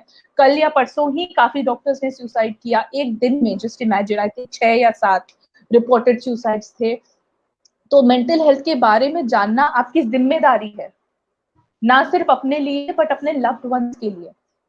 और ये आपकी ज़रूरत है, ज़रूरत भी है, क्योंकि अगर आपको पता है कि ये इश्यूज़ हैं, तो आप किसी की मदद कर सकते हैं, आप अपनी मदद कर सकते हैं। लेकिन अगर आपको पता ही नहीं है, तो आप कैसे मदद करोगे? ना अपनी कर पाओगे, ना किसी और की कर पाओगे, राइट? तो मेरे बिल्कुल। साथ भी शायद यही हुआ। क्योंकि इर्द गिर्द किसी को समझ में नहीं आ रहा था, because I am me always laughing happy whatever whatever. तो जो चेंज आया वो किसी को समझ नहीं आया। और डॉक्टर के पास गई तो डॉक्टर ने किसी साइकाइट्रिस्ट या साइकोलॉजिस्ट के पास भेजा नहीं। और जब मैं डिप्रेशन से निकली तब मुझे समझ में आया कि अरे यार मुझे तो इतना बुरा तरीके से डिप्रेशन था। अगर मैं दवा खा डिप्रेशन लेती, अगर मैं दवा खाती और साथ में काउंसलिंग लेती, तो ये जो 3 साढ़े 3 साल का जो स्ट्रगल रहा वो नहीं होता, वो ड्यूरेशन कम हो जाती। स्ट्रगल होता obviously, any kind of personal change and recovery needs effort and consistent persistent effort towards self improvement. और साथ में अगर आपका जो केयर गिवर है या आपकी फैमिली है उसको अगर ये नॉलेज होती, क्योंकि ऑब्वियसली एक अच्छा डॉक्टर है या जो एक अच्छा थेरेपिस्ट है वो हमेशा केयर गिवर्स को भी समझाता है बीमारी के बारे में, लक्षणों के बारे में। एंड एक चीज जो मैं हमेशा समझाती हूँ वो ये है कि इंसान को या जो सफरर है या जो जो रिकवरी कर रहा है उसको और उसके सिम्टम्स के बीच में डिफरेंस पहचानना बहुत जरूरी है। This is not the person, this is the lakshan, this is the symptom, this is the change, this is the negative impact, this is the dysfunctional impact। इसी को हमको वापस लेके आना है। तो don't judge the person, don't label the person, don't call them difficult। तो definitely. ये कुछ चीजें हैं। हाँ, यहाँ पे एक चीज बड़ी अच्छी समझ में आ रही है व्यूअर्स के लिए कि देखिए जो इंडिविजुअल डिप्रेशन में है तो वो बहुत ज्यादा उस समय मदद के लिए नहीं जा सकता, क्योंकि वो अपनी दुनिया में खोया हुआ है। उसको लग रहा है कि उसके दिमाग में जो भी थॉट चल रहा है वो उसको एक फैक्ट के तौर पे देख रहा है और वो वो अपनी दुनिया में रियलिटी खोया है। हुआ है। वो उसकी या रियलिटी है, वो फैक्ट के तौर पे देख रहा है। तो इसलिए जो आसपास के जो लोग हैं उनको सेंसिटिव होना जरूरी है। ये हम हमेशा से कहते हैं अपने हर जो इस तरह के हमारे प्रोग्राम होते हैं कि हमें लोगों को सेंसिटाइज करना है, लोगों को संवेदनशील बनाना है कि ये सिम्टम्स डिप्रेशन के हैं। अगर ये डिप्रेशन के सिम्टम्स आपको अपने आसपास में किसी दोस्त के अंदर दिखाई दे रहे हैं, फैमिली मेंबर के अंदर दिखाई दे रहे हैं, तो मदद कीजिए, मदद प्रोवाइड कराइए उस इंडिविजुअल को, पर्टिकुलर सही जगह पे भेजिए। यहाँ पर मैं डॉक्टर्स से भी अपील करूंगा कि अगर आपको, क्योंकि मैं खुद एक गवर्नमेंट हॉस्पिटल मैंने एज ए काउंसलर जॉब किया हुआ है और वहाँ पर काउंसलर की जॉब को कुछ भी नहीं समझा जाता, टू बी वेरी फ्रैंक। या तो या जिस सेटअप से स्पेशली गवर्नमेंट सेक्टर से मैं निकल के आया, मैंने वहाँ जॉब किया, तो वहाँ पर काउंसलर के काम को कभी भी अरे काउंसलर क्या करता, तो खाली बात करता है। असली काम तो हाँ दवाएं करती हैं, उनके दिमाग में ये एक थॉट प्रोसेस रहता है, ऐसा उनका बिलीफ है। तो कई जो केसेस होते हैं जो काउंसलिंग से ठीक हो सकते हैं, जो किसी साइकोलॉजिस्ट से बात करने के बाद ठीक हो सकते हैं, वो कभी भी साइकोलॉजिस्ट तक नहीं पहुंच पाते हैं। इसलिए जरूरी है कि हम अपने आसपास के लोगों को अवेयर करें कि ये सारे सिम्टम्स हैं डिप्रेशन के, एंग्जाइटी के, जो भी हमारे साइकोलॉजिकल डिसऑर्डर है, हमें पता होना चाहिए। बेसिक सिम्टम्स, बहुत बड़ी बात नहीं कर रहे हैं कि लाइफ स्टाइल में अचानक से कोई चेंज हो गया, बात करना बंद कर दिया, सोशलाइजेशन एकदम से बंद हो गया, हाइजीन के ऊपर ध्यान नहीं है, बहुत सिंपल से सिम्टम्स है, ये हम तो सब सीख सकते हैं। और कि बहुत ज्यादा नींद आ रही है। हमारी एक सीरीज है भट्ट, लाइफ हम्म। सर्फर्स, जो मेरी ऑर्गेनाइजेशन लाइफ सर्फर्स ORG करके, हम हम्म। ट्विटर पे भी हैं, हम फेसबुक पे हमारा पेज है और हम इंस्टाग्राम हम्म। पे भी हैं। तो हमारी एक हम्म। मेंटल इलनेस एजुकेशन पे पोस्टर सीरीज है। वो बिल्कुल। बहुत तरीके के जो भी हमारे बच्चों के, बिकॉज मैं बच्चों के साथ काम नहीं करती हूँ, मैं कर नहीं हम्म। पाती हूँ उनके उनके साथ काम, I get very emotionally involve. तो मैं बिल्कुल। अडल्ट के साथ काम करती हूँ, तो वो हमने पोस्टर सीरीज एक्चुअली बनाई है। हम्म। अ, अभी वो चल रही है, अभी वो 2 हफ्ते तक और चलेगी। उसमें अडल्ट हम्म। से रिलेटेड मेंटल इलनेसेस जितनी हैं सबके बारे में संक्षिप्त रूप से बहुत सटीक इंफॉर्मेशन दी हुई है, कम शब्दों में, अबाउट सिम्टम्स, कि वो बीमारी हम्म। क्या है, उसके सिम्टम्स हम्म। क्या है, सेल्फ हेल्प कैसे करें अगर आपको ये बीमारी है, या अगर हम्म। दूसरे की मदद कैसे करें अगर उसको वो बीमारी है। तो जैसे ह्यूज बिल्कुल। पोस्टर सीरीज इंस्टाग्राम पे भी है, हमारे हम्म। फेसबुक पेज पे भी वो शेयर होती है ऑटोमेटिकली। सो आप हम्म। प्लीज जाके देख सकते हैं, लाइफ सर्फर्स को फॉलो कर सकते हैं, माइंड लाइफ प्रोजेक्ट को फॉलो कर सकते हैं। माइंड लाइफ प्रोजेक्ट नया है बट लाइफ सर्फर्स में बहुत इन्फॉर्मेशन दी हुई है। आप जाके एक्चुअली बिल्कुल। पढ़ेंगे, छोटा है तो आपको सब कुछ बहुत आसानी से समझ आ जाएगा। कोई टेक्निकल टर्म्स नहीं है, कोई जार्गन्स नहीं है, मेडिकल लैंग्वेज नहीं है, तो इट्स बहुत इजीली अंडरस्टैंडेबल है। कुछ क्वेश्चंस को भी यहाँ पे पुटअप कर लेता हूँ। कुछ हमारे व्यूअर्स ने क्वेश्चन पूछे हैं, तो उसमें ओके। से एक क्वेश्चन ये है कि मतलब उनका क्वेश्चन ये है कि बीइंग ए साइकोलॉजिस्ट मतलब ऐसा कैसे हो सकता है कि आपको ये नहीं पता चला कि आपके साथ क्या हो रहा है in the context of depression? हाँ, ये it's a very good question और ये लोग काफी बार पूछते हैं। तो सी साइकोलॉजिस्ट भी इंसान होते हैं ना, और जब आप इतने इमोशनली ओवरवेल्म्ड हो कि आपकी क्रिटिकल थिंकिंग इतनी ज्यादा थ्वॉटेड है, जैसे मैंने बोला, आपको लगता है कि वो जो आप जिस बबल में जी रहे हो वो आपकी रियलिटी है, तो आप ये देख ही नहीं हम्म पा रहे हो। Please understand the belief system are so rigid and they are so strong that you start believing them as your truth and your fact and your reality.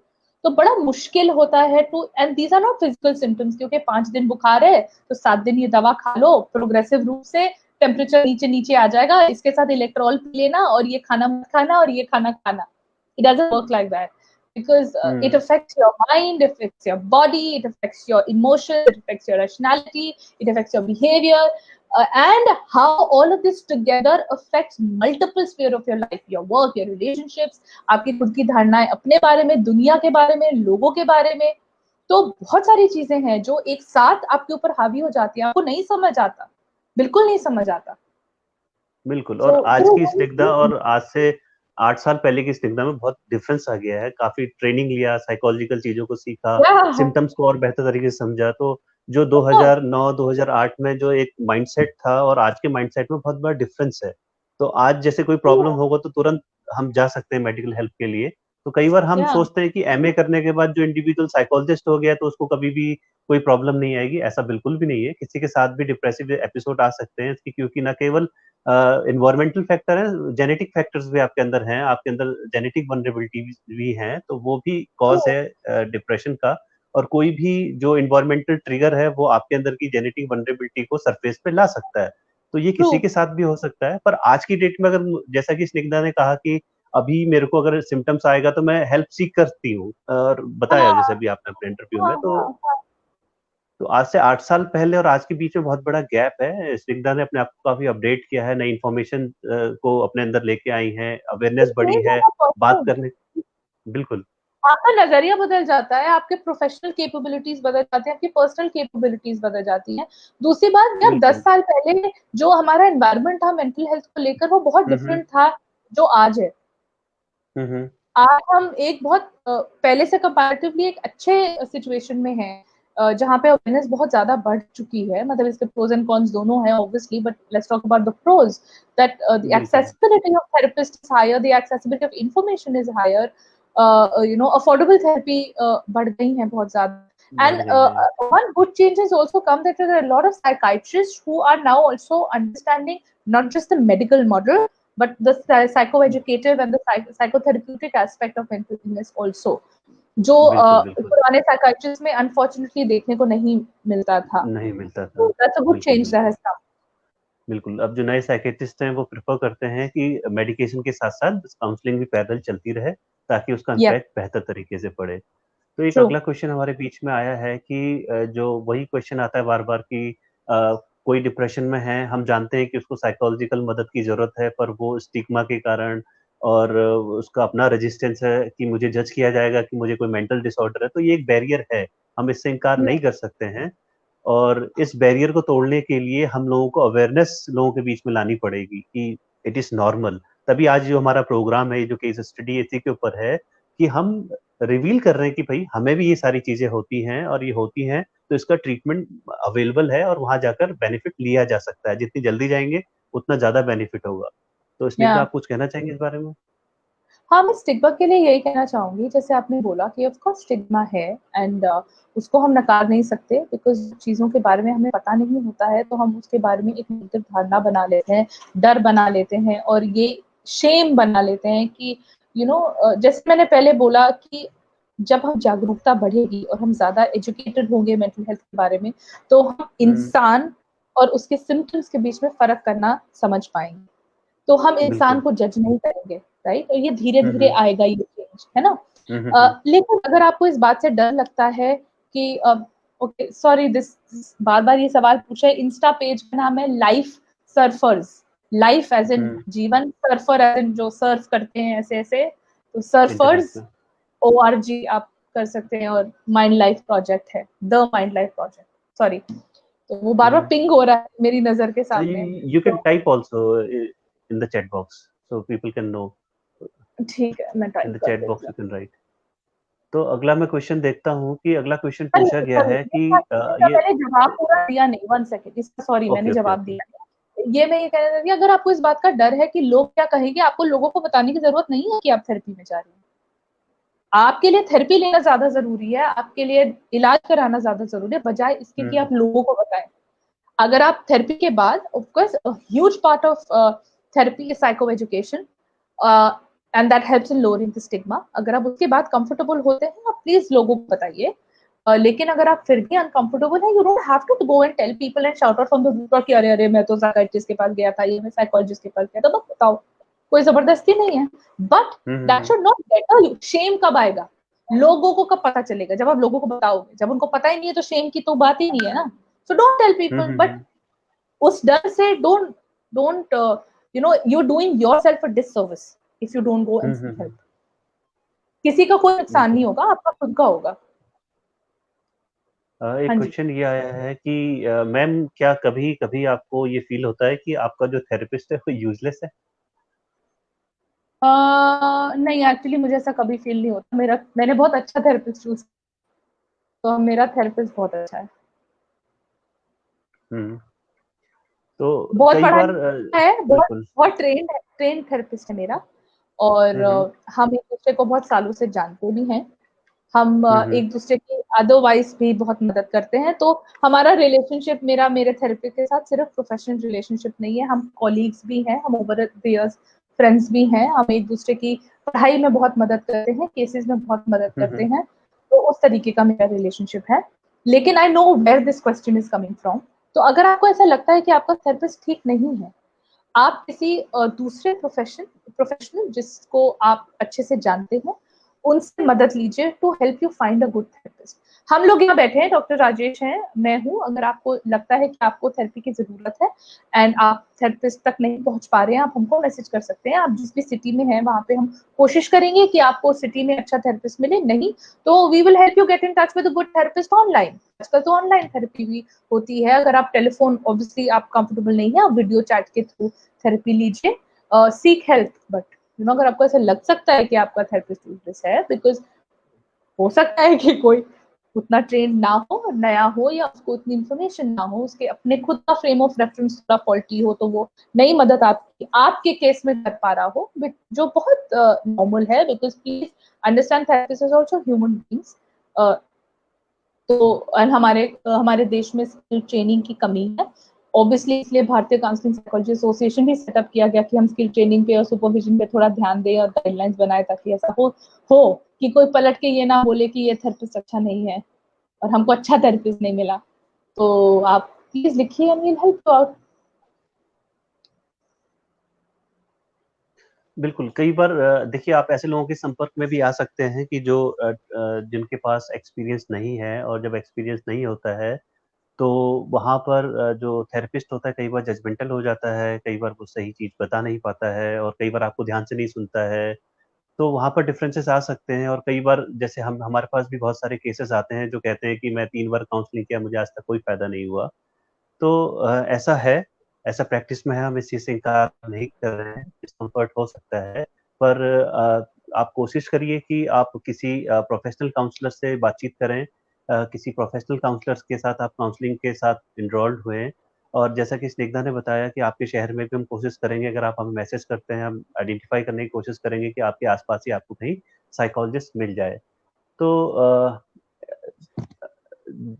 कुछ क्वेश्चन्स और हैं कि जैसे कि अ, इसका कविता ने लिखा है कि उन्हीं का क्वेश्चन था कि आप बीइंग ए साइकोलॉजिस्ट आपको कैसे हो गया? उनका ये कहना था कि but to identify it may not be impossible, may be resistance and lack of acceptance that could delay addressing the issue for a professional. तो क्या एक प्रोफेशनल को क्योंकि मुझे जो आपके केस से समझ में आ रहा है कि उस समय आप एज़ ए प्रोफेशनल साइकोलॉजिस्ट आप काम नहीं कर रहे थे।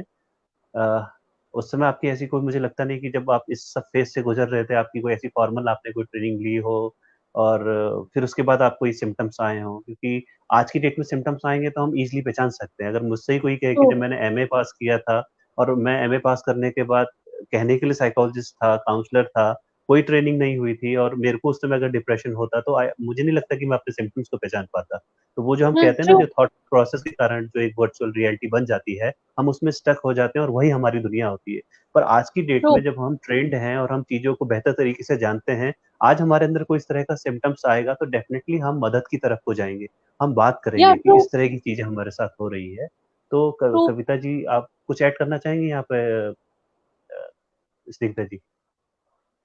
हाँ, जो तो ऑब्वियस सी बात है ना, तब इतना प्रोफेशनल एक्सपीरियंस भी नहीं था और तो समझ ही में नहीं आ रहा था कि क्या है। ये पता चल रहा था कि कुछ गड़बड़ है इनिशियली, और फिर फुल बिल्कुल। ब्लोन डिप्रेशन आ गया, तो आप उसी में हो। तो आप ये नहीं समझ पा रहे हो, कि okay this progressed and it became an illness and these are the symptoms and this is what the change has been. तो yes, you are absolutely right, उस समय ना उतनी ट्रेनिंग थी, बट यस, जैसे जब मैंने ट्रेनिंग ली और वो आप कॉग्निटिवली आप, और जैसे मैंने बोला कि वो मेटाफिजिकल के चक्कर में फंस गई थी ना, तो वो सोच और साइकोथेरेप्यूटिक सीबीटी आरईबीटी वाली सोच या डीबीटी वाली सोच बड़ी अलग होती है, right? So that helps you identify your faulty cognitions and your belief systems, and you ऐसे categorize टक टक टक टक, dude, oh shit, this is what, sorry for the language, that yeah, this is what you're thinking, and this is what the faulty thing is, and what the hell have you been doing. तो जब आपको training मिलती है तो वो कर पाते हो, जब आपको ट्रेनिंग नहीं है तो आप कैसे करोगे? आप तो सोचोगे ही नहीं ना उस नजरिए से। आप अपने अपने चीजों को स्ट्रक्चरली डिसमेंटल करके करके रीऑर्गेनाइज नहीं कर सकते, नहीं कर सकते आप। जैसे बिहेवियर बिल्कुल। एक्टिवेशन पे मैंने सबसे पहले ध्यान दिया। अगर मैं उस समय ज्यादा ट्रेंड होती तो मैं अपने कॉग्निटिव रिस्ट्रक्चरिंग पे भी साइमल्टेनियसली और बिलीफ सिस्टम पे भी साइमल्टेनियसली काम करती, ताकि मुझे इतना स्ट्रगल नहीं करना पड़ता। बिहेवियर एक्टिवेशन भी मैं साथ साथ करती, और प्रोडक्टिव बिहेवियर एक्टिवेशन करती, not depending on the other person for company and loneliness पे ध्यान देना एंड ऑल दैट नहीं करती मैं। मेरा फोकस गोल ओरिएंटेड होता, मेरा focus actual result oriented behaviour पे होता, राइट? हुँ। और मैं तो जब मैं करती हूँ तो ऑब्वियसली आई नो टक टक टक टक टक टक टक टक ये करना है, वो अपने आप दिमाग में आ जाता है, and you're able to differentiate। और द ओनली हुँ, प्रॉब्लम हुँ। मुझे जब आती है, जब मैं थेरेपी लेती हूँ, is with emotional overwhelm and distress tolerance. तो जब डिस्ट्रेस इंटॉलरेंस बढ़ जाता है थोड़ा, तब मैं सेशन सेशन लेती हूँ। और अब ऑब्वियसली क्योंकि ट्रेनिंग खुद की भी है, तो आप एक सेशन लेते हो और उसके बाद एक फॉलो अप लेते हो and you kind of done. You don't need 10 sessions anymore.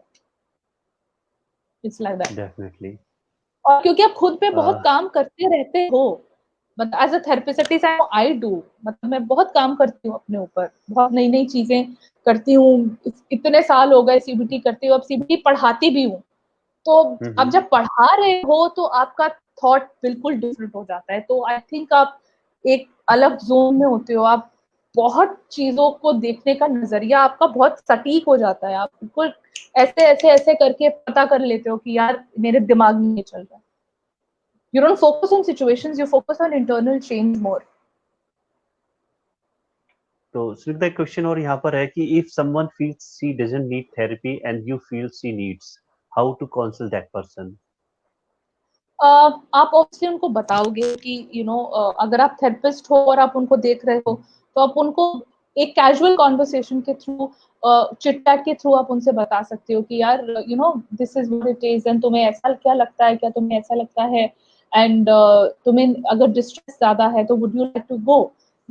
The onus is always on the person, हम किसी को फोर्स नहीं कर सकते। जब मेरे हस्बैंड को भी डिप्रेशन था और मुझे दिख रहा था कि ये डिप्रेशन है, उनकी सिचुएशनल इश्यूज भी बहुत ज्यादा थे 2012 में उनके। I am giving you a background so that you take that as a case study, understand कि 2012 में his father was diagnosed with cancer. It was terminal cancer. 2014 he really deteriorated, he was in a very very bad shape, and obviously my husband also had family history and predisposition and all of that. तो बड़ा मुश्किल था, मतलब 2 साल का struggle लगा मुझे उनको थेरेपी मिले जाने के लिए 4 महीने 3 महीने उन्होंने दवा खाई and he was pretty okay and even now he is so good with it कि अगर उनको भी पता चलता है कि यार देखो ये डिप्रेसिव मूड की ओर जा रहा है या he is also now action oriented, तो उनको भी लगता है अगर मेरे एक्शन में ये चीजें हो रही हैं, let me just go to a therapist and talk to the therapist. लेकिन ऑब्वियसली आप किसी को फोर्स नहीं कर सकते। उस समय आप क्या कर सकते हो, you be supportive in terms of being there with them, helping them vent with you and vent करते करते हेल्प देम आइडेंटिफाई कि क्या इश्यूज हो सकते हैं या क्या प्रॉब्लम्स हो सकती हैं and how you know they can try therapy.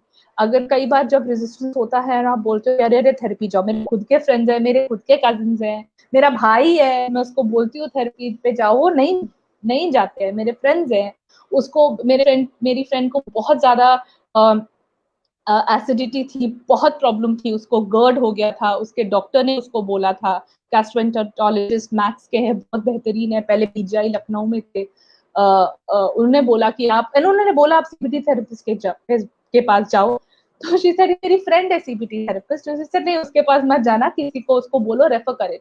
वो 3 साल पहले की बात है, आज तक she hasn't even taken a single session from a therapist. तो आप कुछ कर नहीं सकते, you can just offer them your kind support, be compassionate, be empathic. कुछ चीजें हैं, अगर वो आपसे वेंट करते हैं तो आप उनको खुद बता दो कि यार ऐसे कर सकते हो या ऐसे कर सकते हो, उससे ज्यादा आप एक्चुअली नहीं कर सकते। You can't, how can you force, fortunately. एक और दैट इज क्वेश्चन अ यहाँ वेरी पर लॉन्ग आया है आंसर, कि सॉरी। Yeah it's okay, people are enjoying.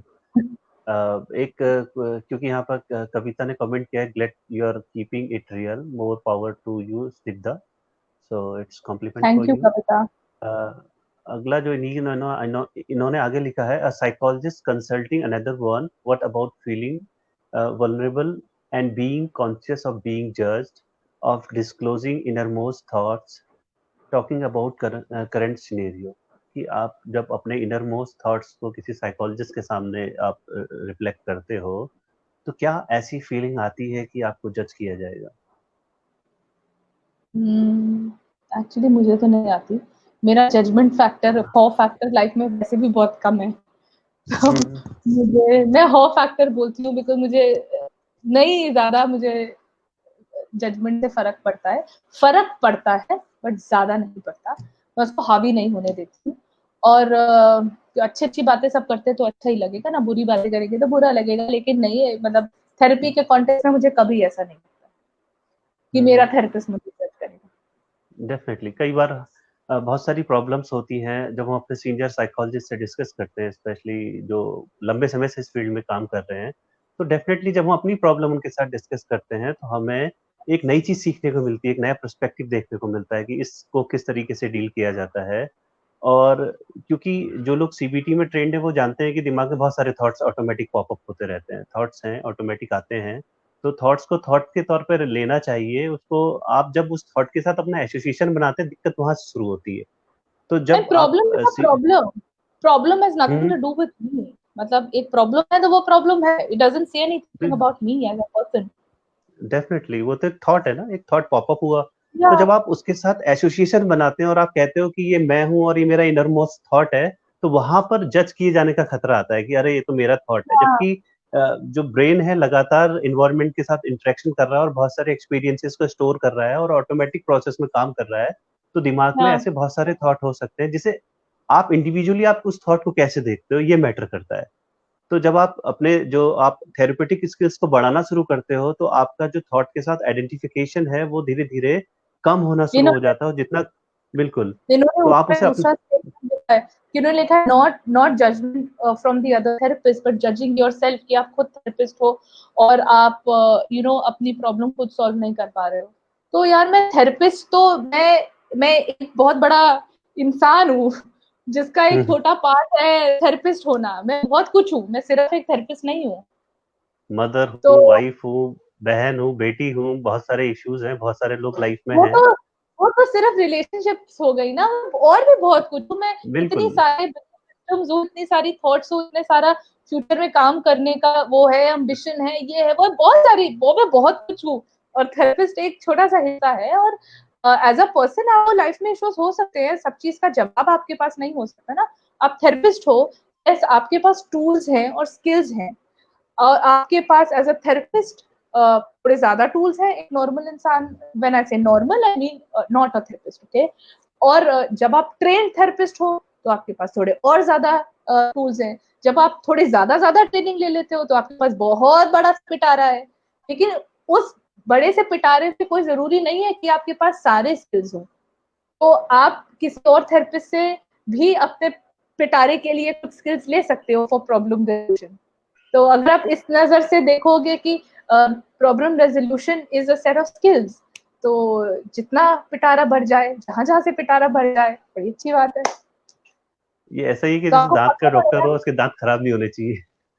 या ये तो बातें मुझे समझ में आई। या I remember my father's patients, तब मोबाइल फोन तो होते नहीं थे, तो घर के फोन पे फोन करते थे। और पापा मेरे छुट्टी पुट्टी कभी लेते नहीं थे, मतलब हमारी समर वेकेशन भी ऐसी फालतूगिरी में चली जाती थी, used to go to the hospital every day. तो एनीवे, तो जो है वो अगर कभी बीमार हो गए और छुट्टी ले ली तो ऐसे फोन करते थे, अरे डॉक्टर साहब कैसे बीमार हो गए, हम गए थे वो मिले नहीं। तो अरे यार डॉक्टर है यार, वो बीमार नहीं हो सकता क्या, मतलब क्या लॉजिक है इस बात का। तो तो जैसे आप एक प्रॉब्लम डेंटिस्ट। स्किल देखें। I would say this in terms of problem resolution skills. आपकी कुछ प्रॉब्लम आई और हो सकता है कि आपकी स्किल के पिटारे में वो प्रॉब्लम को सॉल्व करने का स्किल नहीं है। तो या तो आप करो, अरे यार रवि यार मैं किससे पूछूं, हो नहीं सकता यार, कोई मुझे जज करेगा कि ये अपने आप को बहुत बड़ी तोप थेरेपिस्ट समझती हैं और खुद थेरेपी में जाती हैं। तो मैं उनको ये बोलूंगी कि भैया मैं क्योंकि तोप थेरेपिस्ट इसलिए थेरेपी में जाती हूँ ताकि मुझे और सीखने को मिले। अगर मैं तोप थेरेपिस्ट ना होती तो मैं कभी थेरेपी में नहीं जाती। Definitely definitely. The question is clients being wary of consulting you after knowing about depression. Okay. अगर मेरे 1 घंटे की इतनी बड़ी रैंट से उनको ये समझ में नहीं आया कि थेरेपी लेना बहुत स्वाभाविक है और डिप्रेशन होना बहुत स्वाभाविक है, तो थोड़ा सा उनको और शायद समझने की जरूरत हो। On the hindsight, there will be a lot of people who might just relate to me and say कि नहीं, क्योंकि इनको डिप्रेशन हुआ है, ये समझ सकती हैं कि क्या चलता है दिमाग में। So they might be eager to take therapy, and whereas there'll be others who might just think कि okay इनको डिप्रेशन हुआ है, ये तो अगेन अपने आप को बड़ी तोप समझती थी, इनको खुद ही हो गया, इन्होंने खुद ही इलाज नहीं कराया, ये कैसी है। तो ठीक है, अभी मैं क्या करूँ। आप अगर मुझे पूछेंगे कि मुझे आपके पास थेरेपी के लिए नहीं आना क्योंकि आप खुद अपने आप को ठीक नहीं कर पाई, तो मैं कहेंगे ठीक है भाई, ये लो 4 थेरेपिस्ट का नंबर, इनमें से जो पसंद है उनके पास चले जाओ, क्या करूं मैं। तो जो मैसेज यहाँ पर हमने दिया वो ये दिया कि एक लड़की जो साइकोलॉजी पढ़ी हुई है और उसकी लाइफ में बहुत सारे कारणों से एक डिप्रेशन आया, और उस समय वो एक स्किल ट्रेंड काउंसलर के तौर पर भी स्टैब्लिश नहीं हुई है। उसके अंदर कुछ सिम्टम्स आए और वो सिम्टम्स परसिस्ट किए, और उसके नाते उसको डिप्रेशन आया। फिर उसको बाद में ट्रेनिंग की तरफ वो गई, बिहेवियर चेंजेस किए, अपने आप को उससे बाहर निकाला। अब वो लोगों को एजुकेट कर रही है, लोगों को बता रही है कि देखो मैं सामने आई हूँ कविता और मैं not कितना। taking it personally. Sorry, Kavita not taking it personally. That's the style I talk. I'm sorry. That's the way I talk. I like to be light.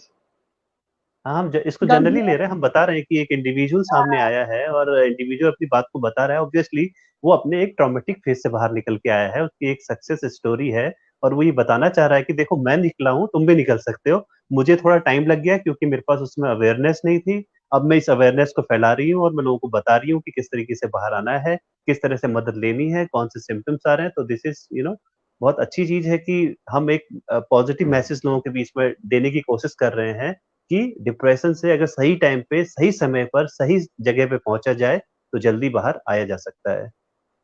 very तो यहाँ true. पे स्निग्धा, आई थिंक ये हमारा session, ये almost हमारा time complete हो गया। अगर तुम कुछ शॉर्ट नोट कहना चाहो तो कह सकते हो।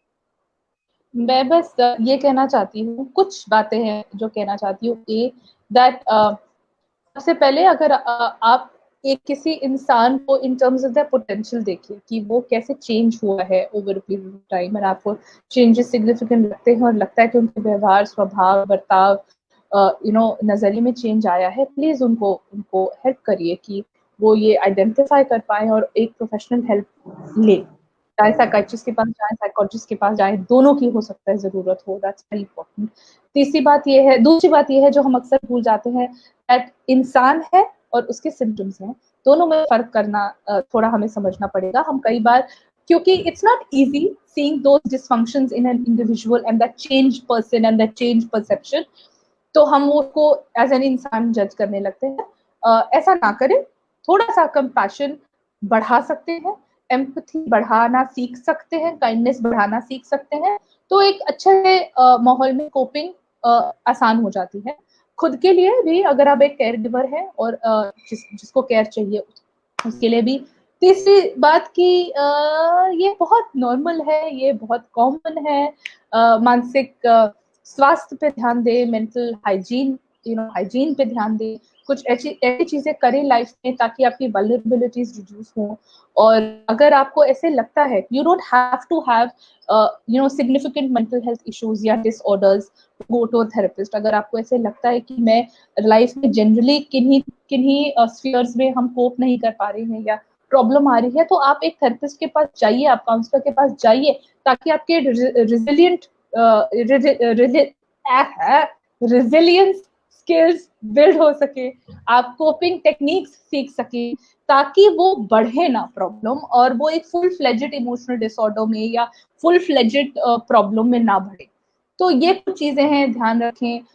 और फोर्थ बात जो कहीं से भी बाकी से कम नहीं है, वो ये है जो मैं हमेशा बोलती हूँ कि मेंटल हेल्थ के बारे में आज के सिनेरियो में जानना और उसको समझना आपकी जिम्मेदारी भी है और आपकी जरूरत भी है।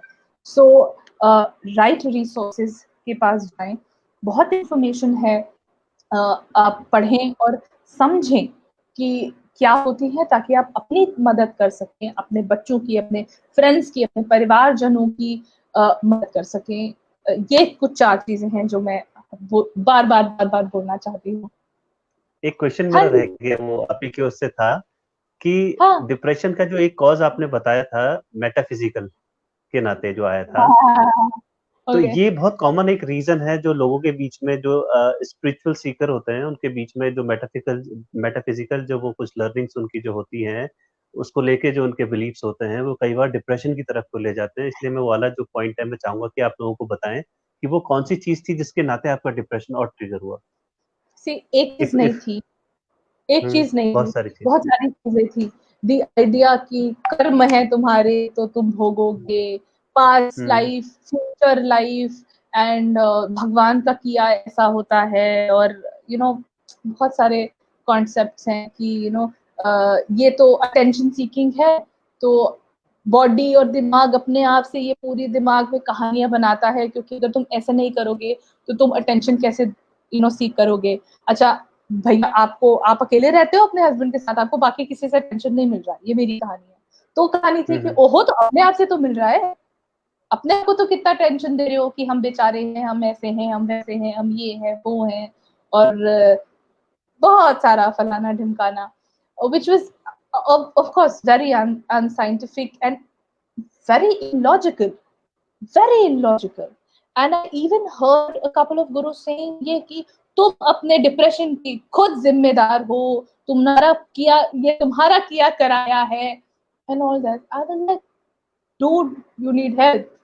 This was later that I said that, but at that time वो बहुत ही illogical concepts है। Obviously साइंस के बारे में, बॉडी के बारे में, कैसे बॉडी ट्रांसफॉर्म होती है, थॉट और बॉडी का क्या कनेक्ट है, उसका कोई, उनके डिक्शनरी में, मेटाफिजिक्स में कोई लॉजिकल कनेक्शन होता ही नहीं है, जो एज अ साइकोलॉजिस्ट आप बात करते हो। सो वो सारी चीजें थी जो आप पे ऑब्वियसली हावी हो जाती है, ना आपको जवाब नहीं मिलता है। It doesn't give you an answer because you're stuck in all of those loopholes कि अरे ये तो मेरा किया कराया है यार, ये तो मेरा कर्म है, ये तो मुझे भोगना पड़ेगा, अब इसका कोई इलाज नहीं है। इलाज, when I say इलाज, I don't mean in terms of medical terms, I mean in terms of बाहर नहीं निकल सकते, अब ये तो कर्म का भोगा है, whatever types। तो ये सारी चीजें हैं, बहुत अनफॉर्चुनेट है, एंड बहुत अनफॉर्चुनेट ये भी है। I'll tell you why and how I got into this is because जब मैंने 13 साल पहले, 14 साल पहले पढ़ाई करी, ट्रेनिंग नहीं थी, अनफॉर्चुनेटली गाइडेंस नहीं थी मेरे पास, ट्रेनिंग थोड़ी थोड़ी थी, गाइडेंस नहीं थी।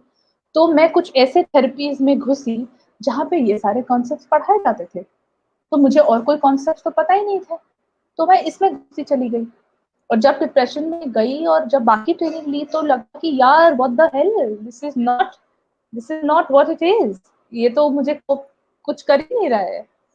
तो आप obviously when you know better you do better, when you I didn't know any better I didn't, and to know better मैंने जद्दोजहद भी करी, ऑब्वियसली कोशिश भी करी, तो आपको पता चला तो आप कोप कर पाए।